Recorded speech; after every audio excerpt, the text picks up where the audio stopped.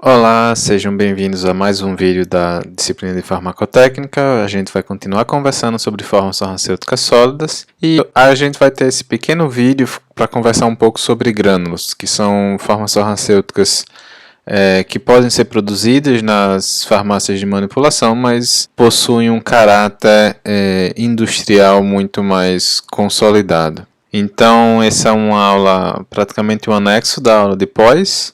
Tá? E depois a gente segue com as aulas de cápsulas e comprimidos. Bom, então os grânulos eles podem ser classificados quanto efervescentes, eles podem ser do tipo revestido, eles podem ter liberação modificada a partir do revestimento com materiais poliméricos, principalmente hidroxipropilmetilcelulose, ou derivados do ácido metacrílico, conhecidos comercialmente como eudragite. Essas apresentações possuem vantagens e desvantagens, como melhora das propriedades de fluxo quando comparado às misturas de pós simples, menor possibilidade de segregação, uma vez que foi realizada uma força ou adicionado um agente aglutinante que evita a separação dos pós, possuem boa dissolução, boa velocidade de dissolução, sendo em geral a dissolução com tempo inferior a comprimidos e cápsulas, como é de se imaginar e foi explicado na aula introdutória. E a possibilidade da produção de grânulos gastroresistentes, o que pode proteger, então, moléculas ativas que são degradadas na região estomacal, fazer com que elas sejam liberadas somente na região do intestino. São formas farmacêuticas complexas, como eu já falei, possuem um caráter muito maior industrial, mas podem ser produzidas através de algumas técnicas específicas na farmácia de manipulação. Quanto ao transporte, possui desvantagem, como foi explicado na aula de pós especificamente, quando comparado às formas farmacêuticas líquidas apresentam algumas vantagens, mas quando comparado com outras formas farmacêuticas sólidas, os grânulos que vão ser considerados como pós possuem algumas desvantagens já apresentadas.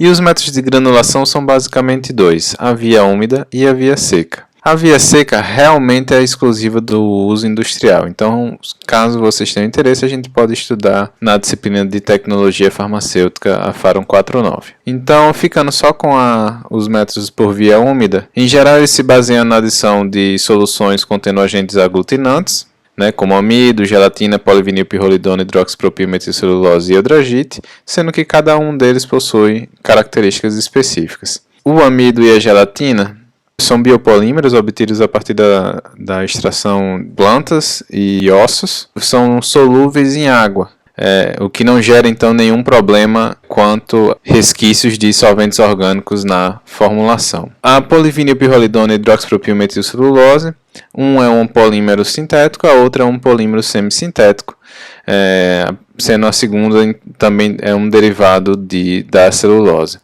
São solúveis tanto em soluções aquosas quanto em solução hidroalcoólicas, a depender da concentração a ser utilizada. Em geral, a gente utiliza etanol para produzir essas soluções hidroalcoólicas e possuem a habilidade também de retardar a liberação. Por último, um polímero sintético, o eudragite, que em geral é solúvel em solventes orgânicos, como acetona e etanol. As concentrações usuais de eudragite são entre 10% e 20%, principalmente para garantir que a gente tem então um efeito de gastroresistência comuns nesses polímeros. Os eudragites não só podem promover liberação pH sensível, mas também entumecimento controlado e assim a velocidade de liberação estendida.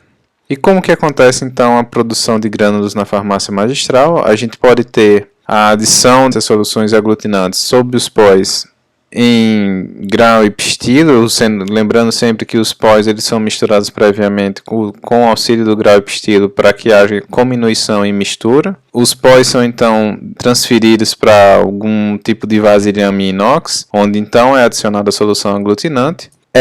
Esse processo também pode ser realizado em agitadores do tipo planetário, como aqui é apresentado, quando a gente precisa produzir lotes um pouco maiores.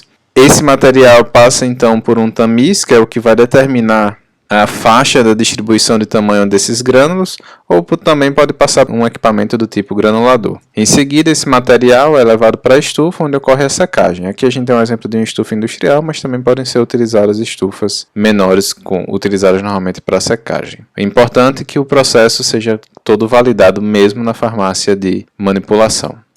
Quanto às embalagens, né, os pós, como já foram apresentados, podem estar sob a forma de sachê e podem ser disponibilizados a granel. Né? Aqui a gente tem um exemplo de um sachê. E só lembrando que os pós também são presentes em outras áreas da farmácia, né, da atuação do farmacêutico, como saneantes e alimentos. Né? Então, tudo que a gente conversa aqui também pode ser aplicado para essas áreas do conhecimento. Como controle de qualidade de grânulos, nós temos a própria granulometria, a forma do grão, a densidade, a porosidade, a fluidez, a friabilidade, a umidade e o teor. Sobre densidade e fluidez, a gente já conversou na primeira aula bem sobre pós, então eu não vou me repetir. E friabilidade é um tema bastante ligado a comprimidos, então a gente pode conversar um pouco lá ou vocês vão ver na disciplina de controle de qualidade de medicamentos com maior ênfase.